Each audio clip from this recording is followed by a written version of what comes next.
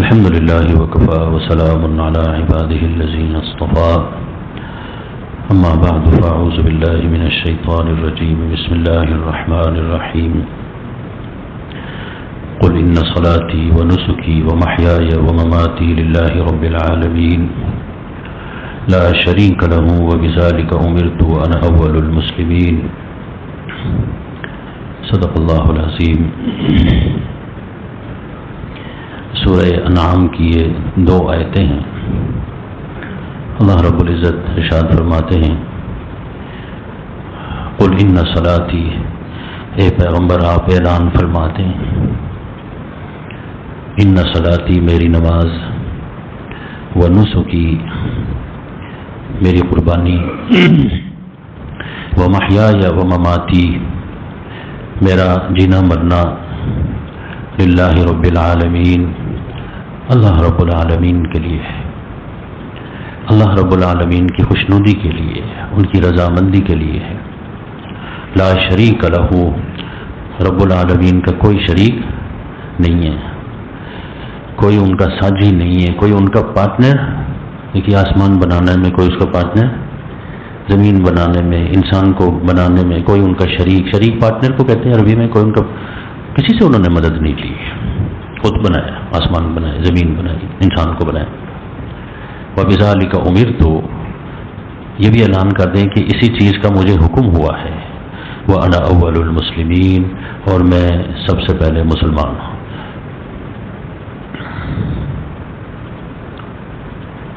کیونکہ وقت کا جو نبی رسول ہوتا ہے، جو دین وہ پیش کرتا ہے، سب سے پہلے وہ خود اس کے اوپر ایمان لاتا ہے۔ اول مسلمین، پہلا مسلمان۔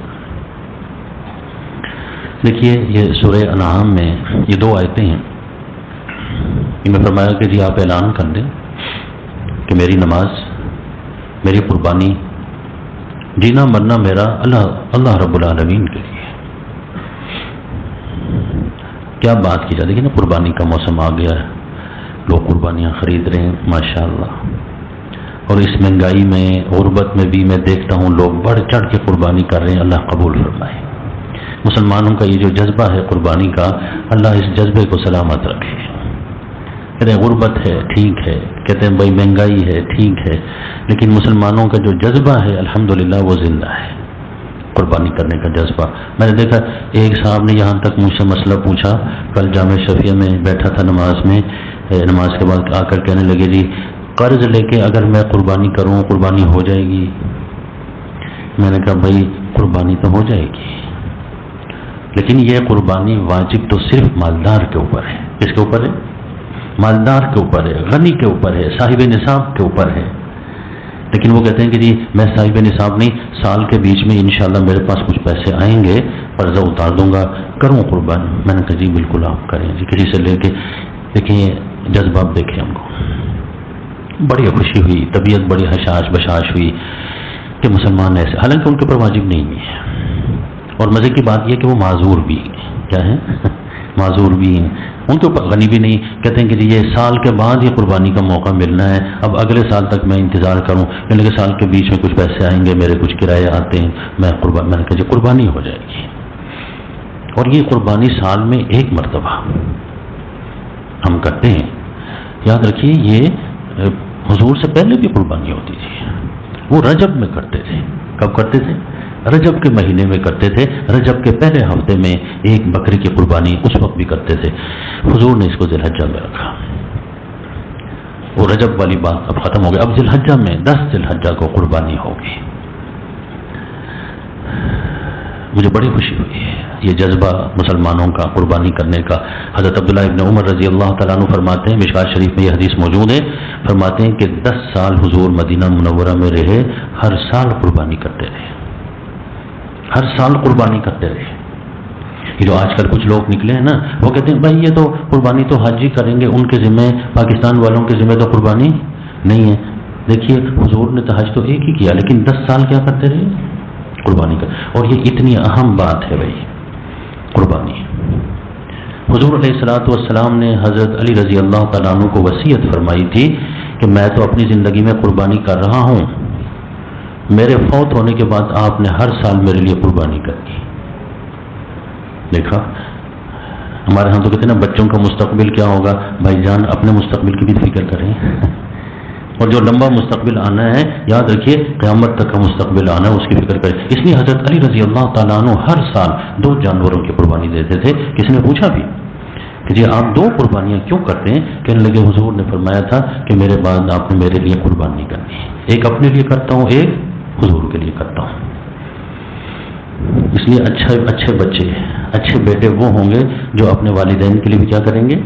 اس لیے مشکات شریف میں یہ حدیث موجود ہے کہ جو آپ کے فوت ہو چکے ہیں دوست بہن بھائی ماں باپ آپ ان کے لیے بھی قربانی کریں گے. جائز ہی نہیں بلکہ مستحب ہے، ثواب ان کو پہنچے گا. لیکن اس کے لیے مسئلہ ذہن میں رکھیں اگر کسی فوت شدہ انسان کے لیے قربانی کرتے ہیں تو پھر وہ قربانی کے گوشت کے 3 حصے نہیں ہوں گے، وہ سارا گوشت تقسیم کرنا پڑے گا. یہ ضروری ہے، سارا گوشت بانٹنا پڑے گا.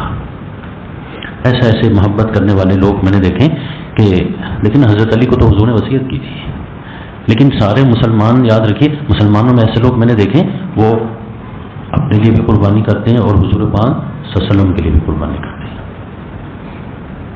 کیوں کرتے ہیں؟ آپ ذرا ایک بات وہ ذہن میں رکھیں. صحیح حدیث ہے جس میں حضرت عائشہ صدیقہ رضی اللہ عنہا فرماتی ہیں کہ حضور پاک صلی اللہ علیہ وسلم نے ایک مینڈے کی قربانی کی، اس کو ذبح کرنے لگے. کیا کرنے لگے؟ کمال یہ ہے نا کہ وہ ذبح کرنے لگے تو وہ جو ہم نماز سے پہلے نہیں پڑھتے انی وجہت وجہی للذی فطر السماوات والارض حنیفا وما انا من یہ پڑھا. لیکن اس کے بعد کیا پڑھا قل ان صلاتی ونسکی ومحیای ومماتی للہ رب العالمین لا شریک لہ وبذلک امرت. وہاں وانا اول المسلمین نہیں ہے، اس روایت میں وانا من المسلمین ہے. پھر حضور علیہ الصلوۃ والسلام بسم اللہ پڑھ کے بسم اللہ اللہ اکبر، پھر چھری پھیرتے فرمایا اللہم ھذا من محمد، فرمایا کہ یہ قربانی میری طرف سے، وآل محمد فرمایا کہ میرے سارے خاندان کی طرف سے، ومن امت محمد اور میری قیامت تک آنے والے امت کی طرف سے. لیکن دوسری حدیث میں اس کی وضاحت آئی ہے کہ لم یضحی من امتی، میری امت میں سے جو غریب لوگ ہیں جو قربانی نہیں کر سکے یہ ان کی طرف سے بھی. اس لیے جو غریب لوگ ہیں قربانی نہیں کر سکتے مہنگائی کی وجہ سے وہ پریشان. دیکھیے مینڈے کی قربانی تو کیا ہوتی ہے ایک بندے کی طرف سے ہوتی ہے. یہاں حضور نے اپنی اس قربانی کے ثواب میں پوری امت کو شامل کیا. اور آپ سن لیں کہ حضور کی ایک مینڈے کی قربانی کا اجر اور ثواب کتنا بڑا ہوگا. ساری امت کو اس میں شریک کیا. میں کبھی کبھی سوچتا ہوں مجھے بڑا خیال آتا ہے کہ حضور پاک صلی اللہ علیہ وسلم کی اس قربانی کا کروڑواں حصہ کتنا نہیں اربوں والا حصہ کھربوں والا حصہ بھی میرے حصے میں آ جائے شاید میری بخشش ہو جائے. اس لیے بھی مسلمانوں کو چاہیے کہ حضور نے ان کے لیے قربانی کی وہ بھی حضور کے لیے قربانی کریں، اپنے لیے بھی کریں، گنجائش ہو پیسے ہوں تب حضور کے لیے بھی ایک قربانی کریں اور وہ گوشت سارا پھر تقسیم کر دیں، اسے پھر 3 حصے نہ کریں. بھائی گزارش یہ ہے کہ یہاں جو قرآن میں اعلان ہو رہا ہے نا ان صلاتی و نسکی و محیایا، یہی ذبح کرتے وقت حضور یہ پڑھتے تھے. حدیث شریف میں آیا ہے. معلوم ہوتا ہے اعلان کیا ہو رہا ہے. اعلان کیا ہو رہا ہے؟ اعلان یہ ہو رہا ہے کہ ان صلاتی، اے پیغمبر آپ اعلان کر دیں کہ میری نماز میری قربانی اللہ رب العالمین کے لیے، جینا مرنا اللہ کے لیے. اس کو ہمارے ہاں کہتے ہیں اخلاص. کیا جی؟ اخلاص. اب کہتے ہیں نا میرا بڑا مخلص دوست ہے، مخلص مسلمان. میں سوچتا ہوں کہ کچھ تو ہے نا جس کی وجہ سے یہ آیت میں پھر حضور کی تعلیمات میں یہ کہا جا رہا ہے. یہ آیت وجہ یہ ہے کہ قربانی کی جو عبادت ہے نا بھائی بہت مسلمان کرتے، اچھی بات ہے، لیکن یاد رکھیے شیطان کبھی کبھی حملہ ور ہوتا ہے. اچھی چیز میں بھی کیا کرتا ہے ملاوٹ کرتا ہے. دیکھیں پیسے دے کے بکرا لے کے آئے، گائے لے کے آئے، بیل لے کے آئے، بھائی قربانی کر رہے ہیں، اگر اس کے اندر ریاکاری تھوڑا سا دکھاوا آ جائے اب دیکھیے پھر تو مسئلہ بڑا خراب ہوگا. پیسے بھی گئے تگو دو بھی کی، لیکن یہ کہ ریاکاری دکھاوے کو تو حضور نے فرمایا چھوٹا شرک ہے. یہاں تک کہ نماز میں بھائی، نماز میں یہ جو ہم امام ہوتے ہیں نا، ہمیں پتہ ہونا چاہیے ہر کوئی امام بھی نہیں ہو سکتا، بلکہ مطلب ہے کہ امامت بہت مشکل کام ہے. یہاں تک لکھا ہوا ہے کہ اگر کوئی بندہ امام ہو، اس کی عادت ہے بھائی 3 مرتبہ پڑھنا سبحان ربی الاعلیٰ سبحان ربی الاعلیٰ سبحان ربی الاعلیٰ. پیچھے کوئی بڑا آدمی آیا، وزیر اعظم آ کے، اس نے اپنے آپ کو زیادہ نیک ثابت کرنے کے لیے 5 مرتبہ پڑھا. اب دیکھیں 1 منٹ لگتا تھا، 1 منٹ سے بھی کم لگتا ہے سجدے میں، اس نے جو ہے نا بھائی 10 سیکنڈ 15 سیکنڈ بڑھا دیے. اب یہ 15 سیکنڈ وزیر اعظم کے لیے بڑھا دیے تو یہ تو غیر اللہ ہے، یہ تو شرک ہو گیا. یہ سجدہ تو اللہ کے لیے ہوتا ہے، اللہ کے علاوہ کسی کے لیے سجدہ، وہ حصہ ڈال دیا اس نے. اس سے بڑی احتیاط کرنی پڑتی ہے. بعض مرتبہ ہم نماز پڑھا رہے ہوتے ہیں، کہیں یہاں تو ایسا نہیں محسوس ہوتا، کوئی جو ہے نا بھاگ کے دوڑ کے آ رہا ہوتا ہے رکوع میں. اب وہ بندہ آئے گا رکوع میں شامل ہوگا، اس کی رکعت مکمل ہوگی. اگر کوئی ایسا آدمی ہے کہ جس سے آپ کو کوئی توقعات ہیں، ان کی وجہ سے آپ نے رکوع لمبا کیا، تو شرک کر لیا. اس کو اپنی نماز میں شریک کر لیا آپ نے. نماز تو رکوع تو اللہ کے لیے، سجدہ تو اللہ کے لیے، نماز اللہ کے لیے. یہ جو کہا نا میری نماز اللہ کے لیے، اس کا یہی مطلب ہے کہ کسی اور کو اس میں شریک نہیں کرنا، اللہ رب العالمین کے لیے.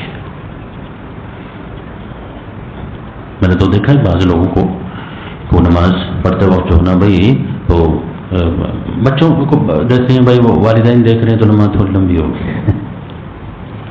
بعض تو مریدوں کو میں نے دیکھا کہ پیر صاحب موجود ہیں تو مرید صاحب کی نماز کیا ہو گئی، لمبی، قرات بھی اچھی ہو گئی. ہاں جی، بہت خطرناک بات ہے. یرائی کا لفظ ہے، دکھاوے کے لیے. اس لیے کہا کہ آپ اعلان کر دیں کہ میری نماز، میری قربانی اللہ رب العالمین کی رضا، ان کی خوشنودی کے لیے ہے، کسی کو دکھانے کے لیے نہیں. میں کیوں یہ بات کر رہا ہوں؟ اس لیے بات کر رہا ہوں کہ ہمارے معاشرے میں یہ بیماری آ چکی ہے. ایک صاحب 40 بکروں کی قربانی کرتے تھے، حالات خراب ہو گئے ہیں جی، کمزور ہو گئے. اب وہ 40 بکروں کی قربانی کر رہے ہیں، بکرے چھوٹے کر دیے. کیا کر دیے؟ اب وہ جو ایک بکرا بڑا آتا تھا اسے 2 بکرے 3 بکرے خریدے. کسی نے کہا جی اگر حالات ٹھیک نہیں ہے تو 40 قربانی کرنا کوئی ضروری؟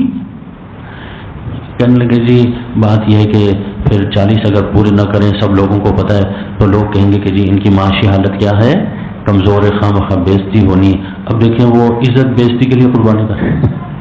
بھائی اللہ کی رضا کے لیے کریں. قل ان صلاتی و نسکی و محیای و مماتی للہ رب العالمین. حالات ٹھیک نہیں، ایک قربانی کریں، واجب ایک ہے بس. ادھر لوگ کیا کہیں گے؟ لوگ تو بہت کچھ کہتے ہیں، کس کا منہ بند کرو گے؟ لوگوں کی تو بات ہی کوئی نہیں. لوگوں کا منہ بند نہیں کیا جا سکتا، جتنے منہ اتنی باتیں ہیں. لوگوں کو آپ مطمئن نہیں کر سکتے. آپ حق کا ساتھ دیں، سچا صحیح کام کریں. اللہ کی رضا، عبادت ہے اللہ کی رضا کے لیے، اللہ راضی ہو جائے. اور دوسری بات میں نے آپ سے عرض کرنی ہے کہ آپ بھی جانور خریدنے جا رہے ہیں، تو جانور خریدنے کے لیے جاتے ہوئے حضور سے پوچھا گیا تھا، جو حدیث شریف میں ماذا یتقى من الضحایا، یا رسول اللہ ہم جانور خریدنے جاتے ہیں، کن کن چیزوں سے بچیں؟ کیوں؟ قربانی کا جو جانور ہے یہ گوشت کا جانور نہیں لا کے کاٹو کھاؤ، یہ عبادت والا جانور ہے، اور عبادت کی شرائط ہوتی ہیں. مثلا آپ مسجد آ گئے، نماز پڑھنے کے لیے آ گئے، سمجھ گئے کہ نہیں؟ 4 کے بجائے 8 رکعتیں پڑھ کے چلے گئے، بے وضو پڑھی نماز ہو جائے گی. کیونکہ نماز عبادت ہے، عبادت کی کیا ہوتی ہے؟ شرائط ہوتی ہے. اس لیے یہ بکرا بھی عبادت میں جا رہا ہے، گائے، اونٹ، اس لیے یہاں کیا ہوں گی؟ شرائط کو دیکھنا پڑے گا. اس لیے اونٹ 5 سال مکمل کر کے 6 سال مسنہ کہتے ہیں حدیث میں اس کو، داخل اس اونٹ کی قربانی ہوگی، اس سے چھوٹے اونٹ کی، کیونکہ ہم گوشت کھانے کے لیے نہیں قربانی کرتے. مسنہ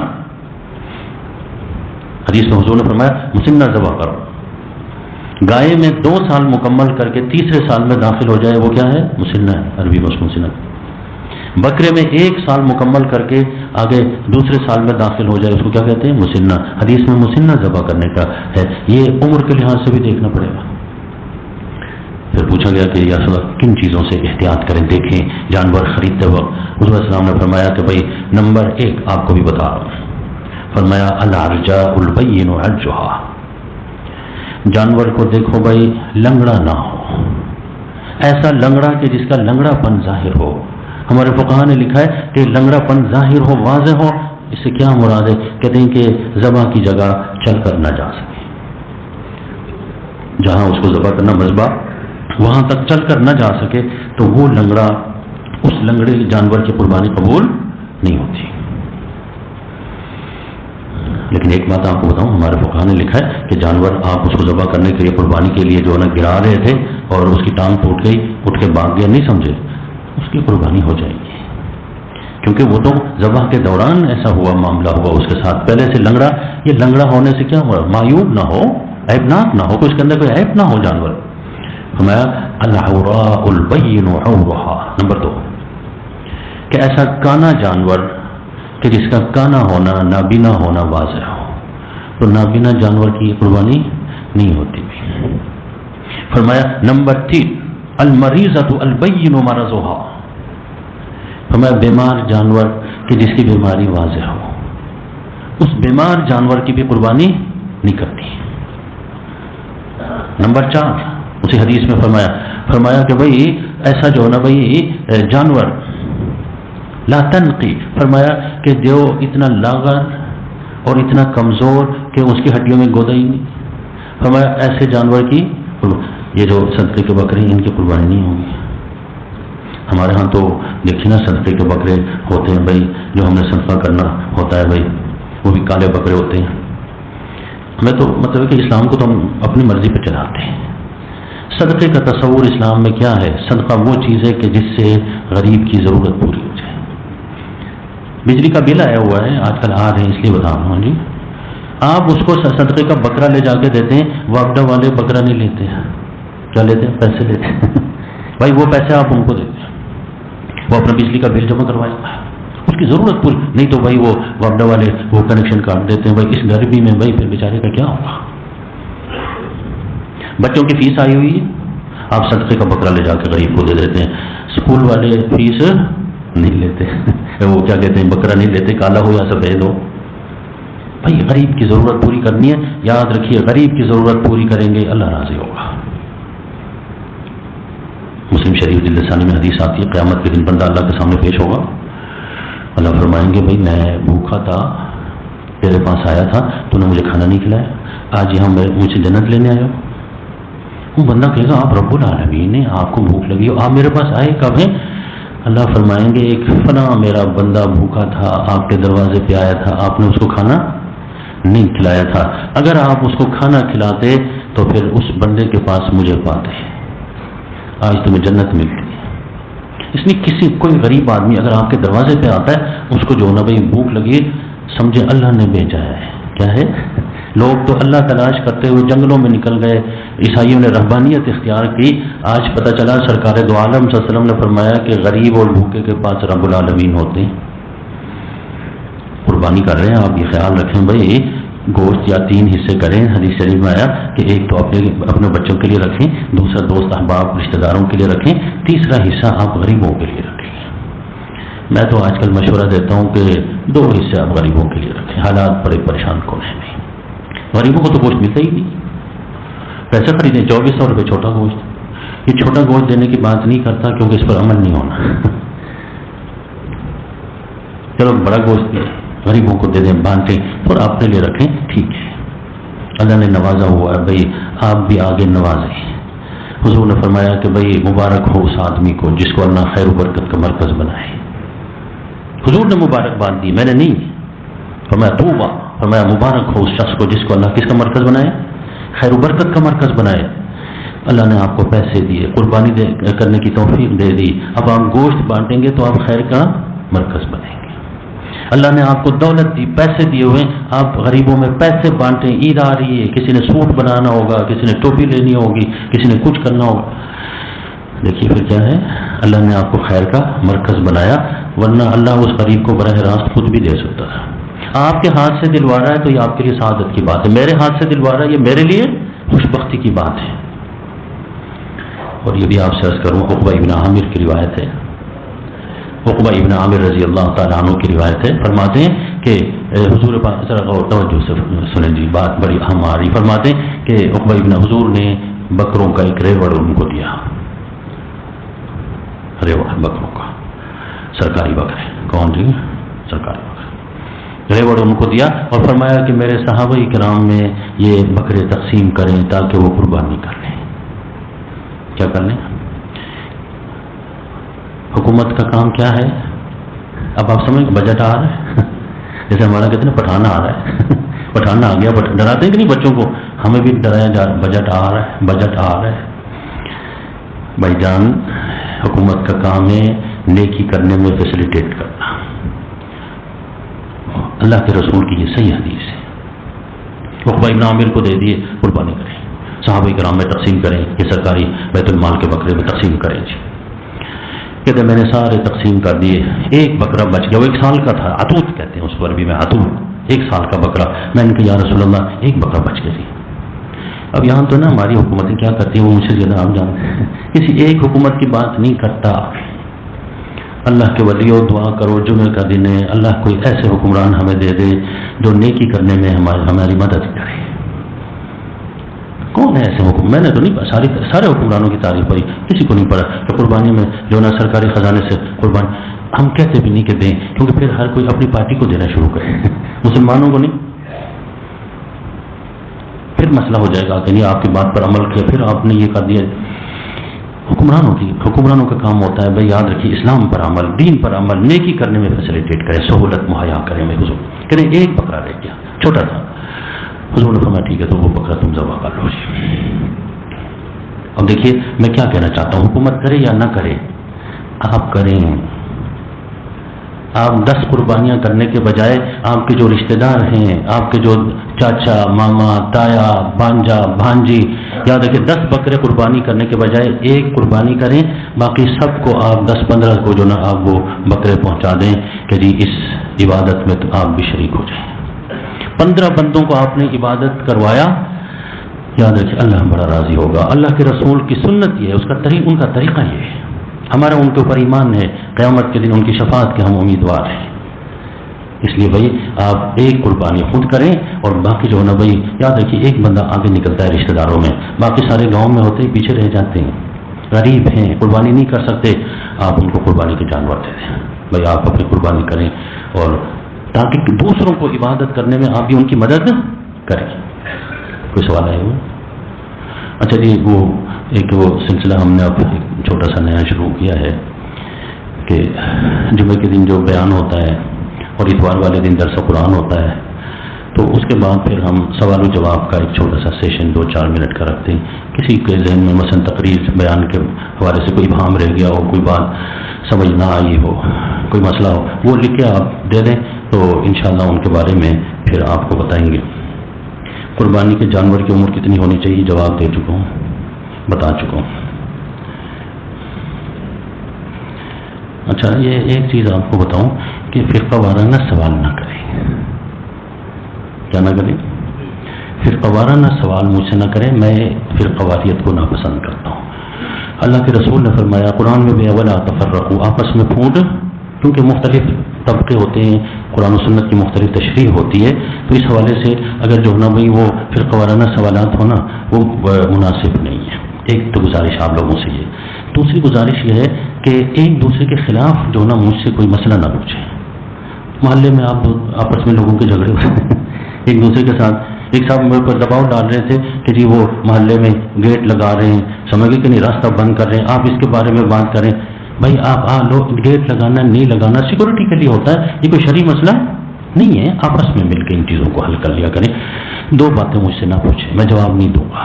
ایک فرقہ وارانہ سوال نہ کریں، میں اس کے اوپر یقین نہیں رکھتا۔ میں تمام مسلمانوں کو یاد رکھے ان کی قدر کرتا ہوں، کسی بھی فرقے سے کسی بھی طبقے سے تعلق رکھتے ہوں، تو یہ سوال نہ کریں۔ اچھا جی، کیا قربانی اگر گھر کا سربراہ کرے تو سب گھر والوں کی طرف سے قربانی ہو جاتی ہے؟ اچھا جی، بات یہ کہ گھر والے مثلا ایک والد ہے اور جو نا بھائی وہ 4 بیٹے ہیں، ہر بیٹا کماتا ہے، اس کا اکاؤنٹ الگ ہے اور ہر ایک کی کمائی الگ ہے، ہر ایک کے جو نا بھائی یہ خرچے الگ ہیں، ہر ایک صاحب نصاب ہے، تو سب کو قربانی کرنی پڑے گی۔ اور اگر باپ سربراہ ہے، سارے پیسے انہی کے پاس جمع ہوتے ہیں، بچوں کے پاس جو نا بھائی پیسے نہیں ہوتے، وہ صاحب نصاب نہیں ہے، غنی نہیں ہے، تو ان کے ذمہ قربانی نہیں ہے۔ ہاں، حضرت امام مالک رحمہ اللہ بڑے امام ہیں، وہ فرماتے ہیں کہ اگر گھر کا سربراہ قربانی کرے تو پھر سارے گھر والوں کی طرف سے، فیملی کی طرف سے قربانی ہو جائے گی۔ باقی جو حضرات ہیں، لیکن جو صحیح احادیث ہیں ان میں یہ چیز آئی ہوئی ہے کہ نہیں۔ کیوں؟ اس لیے کہ حضور خود بھی قربانی کرتے تھے، حضرت فاطمہ رضی اللہ تعالیٰ عنہ خود قربانی کرتی تھی، اس لیے حضور نے حضرت فاطمہ رضی اللہ عنہ سے فرمایا تھا کہ جب تمہاری قربانی ہو رہی ہے پاس کرو جاؤ، اور فرمایا کہ جیسے ہی پہلا قطرہ خون کا زمین پہ گرے گا تیرے سارے گناہ معاف ہو جائیں گے۔ اس لیے دیکھیں حضور نے اپنی آپ کی بیٹی انہوں نے خود قربانی کی ہے۔ بہتر یہ ہے کہ سب کریں، یہ سال کی ایک عبادت ہے، روز روز موقع نہیں ملتا۔ قربانی کرنا فرض ہے، سنت ہے یا واجب ہے؟ اچھا جی، ایک سوال زیادہ ہو گئے۔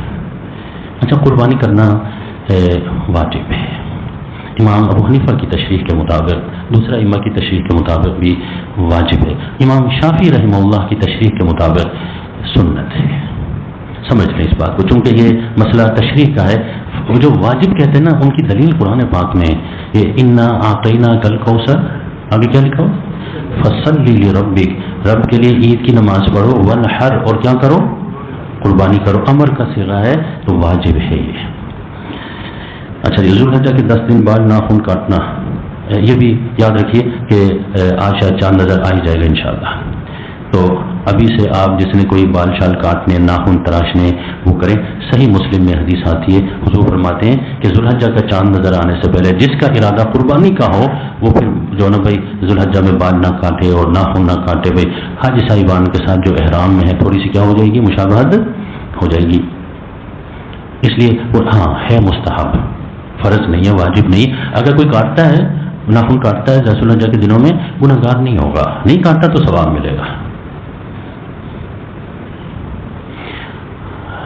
آئیے اب اذان دے دیں، بیان پہلے